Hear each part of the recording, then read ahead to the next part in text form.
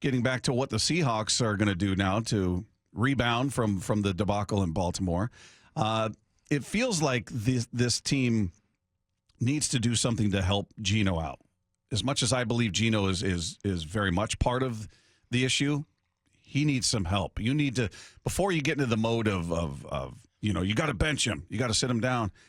How about you give him some opportunities to succeed with the play calling, and then if he's still turning the ball over, have a seat, kid. But I just feel like, we talked about this game where, they were just running these long developing plays where you just didn't have that kind of time, and the O-line was just getting their butt kicked, and the play calling never seemed to address that. No, it didn't. And, and I think that's what Pete was kind of hinting at. So, but, if they do give him the help and he continues to turn the ball over, yeah. I think that's something that I was just talking about this in the sports pit. In 2020, Russell Wilson had a stretch of games, and it ended with the Ram game at the Rams. But he had a stretch of games where he threw 7 interceptions in 4 games. And one of them, and he lost a couple fumbles, I believe, too. And then there was the interception that he threw in L.A., he threw it to, I think it was to Disley in the end zone, and it gets picked off. And he could have run for like 15 yards. So that was when Pete was like, okay, we're going to shut it down. We're going to, the pass attempts went down. Because at that point it went 50, 37, 41, 37 as far as pass attempts. I think that's the year he set the franchise mark for passing yards, right? Yeah. And then the next game, it was like 28, 31, 27, 27. And then that's when that was the beginning of the divide between him and Pete Carroll. So, yeah, I think that he would have that exact same leash for Geno. Well, Geno's got 8 turnovers in 4 games. Yeah. And I think Russ had 10. I think there was a fumble, 2 or 3 fumbles that he lost. So, yeah, I mean, you're nearing that threshold with as far as what Pete will tolerate. And, and I feel like that's, we always just think about last week what we heard that what KJ Wright said. He said, that man is lethal. Yeah. Right? And so I feel like, and his number one thing is protect the team. And if Geno continues to turn the ball over, there's no way that I think that's when you would see Drew Lock. Yeah, I just don't think on the heels of this game you can say, well, that was all Geno's fault, because it wasn't. I mean, that was as we talked about, that was a collective team fail. You couldn't point to any one area of the team that did well. I mean, it was just bad.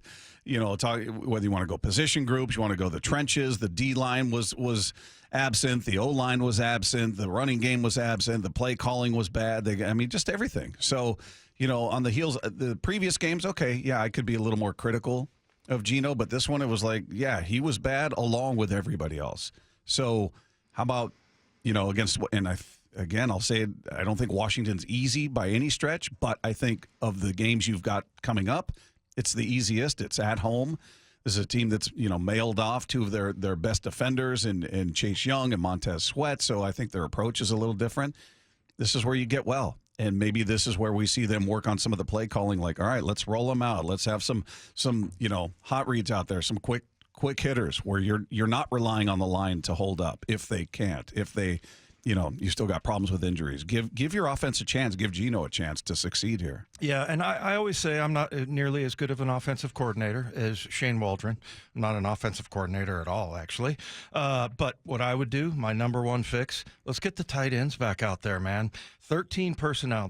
That's how they started it last year with that formation.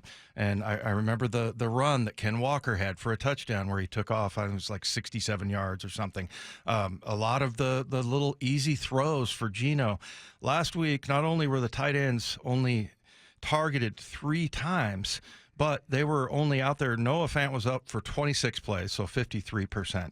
Parkinson was out there for 22 plays, 45%. And then you look at Disley, and I don't know what's going on. Did he get in the doghouse or what? They extended the guy. He played 10 snaps on special teams. He only played 11 snaps. No idea. 22% of the time. So anyway, that the other one, Bobo, he's a big physical receiver, can go up and get it. He only played 9 snaps. So I didn't even remember seeing him on the field. I didn't either. I had to ask you, did I miss that? Was Bobo out there? I was so caught up in what was happening on the the O line and the D line that I just was like, I don't remember seeing the guy. I mean, the good news was they got JSN going. He had a couple of really nice catches and a couple of beautiful throws. But then, when all the pressure starts to come, you need somewhere to go with it. But yeah, I do think that it doesn't seem like super realistic that they would pay Geno that much money and then, all of a sudden yank him. But again, I go back to KJ's quote about Pete. He's very direct about, look, if you're hurting the team by turning the ball over too much, we're going a different way.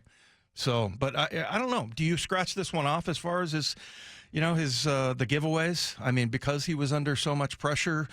I think that interception was a bad throw, man. The one down to Tyler Lockett. I don't know where, even if it just didn't seem to be in the right vicinity. I don't know what was happening there. Yeah, I thought the only thing that could have happened on that, because there was clearly a breakdown, because Tyler hooked up between the safety and the corner, and then the ball just totally, Geno, whatever his name is, the safety who's picked off 8 passes. Geno Stone.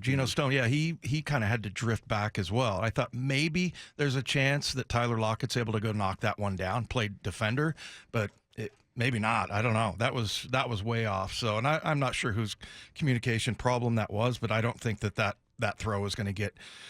I thought it was a bad throw anyway. I mean, it was a bad decision, I should say. Obviously, it was a bad throw, but not a good decision to go there. But, why isn't there a tight end in the flat? Why, let's get also helps with the blocking. You can leave those guys in because they were getting abused at the line of scrimmage.